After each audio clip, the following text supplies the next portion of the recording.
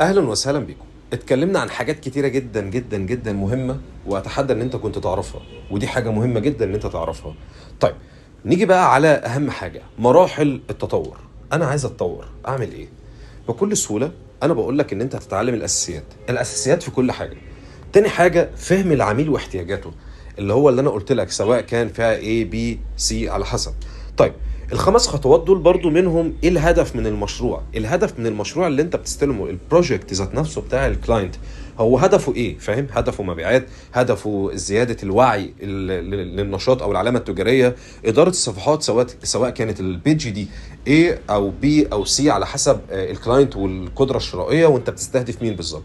الاعلانات الممولة، ان احنا نعرف نعمل اعلان ممول ونقدر نستهدف الفئة اللي انا كنت كلمتك عنها الحلقة اللي فاتت واللي قبلها. وطبعا الموضوع ده بيختلف من شخص لشخص، وبيختلف برضو من الافراد او من القدرة الشرائية. طيب، هل الخمس خطوات دول لو انا اتعلمتهم اقدر انجح اي براند؟ حرفيا انت تقدر تنجح اي براند مهما كان. وعلى فكرة الكلام ده مثبت 100%. والكلام ده عادي تقدر تعمله بالموبايل، مش شرط ان انت تعمل حاجات باللابتوب. اي نعم، اللابتوب في احتياج بشكل كبير جدا، بس الموبايل هو قادر ان هو يعمل لك كل الكلام ده. طيب، هنتعلم كل ده. وبرضو انا بمشي لك، ما تحاولش ان انت تستعجل، الكلام ده هيفيدك بشكل كبير. ليه هيفيدك؟ لان انت هتعرف انت داخل على ايه. يعني كفايه ان انت داخل على حاجه انت عارفها، احسن ما تكون داخل وخلاص ومش عارف انت بتعمل ايه وبتصمم او بتشتغل وخلاص. لا، افهم قبل ما تحفظ او قبل ما تطبق.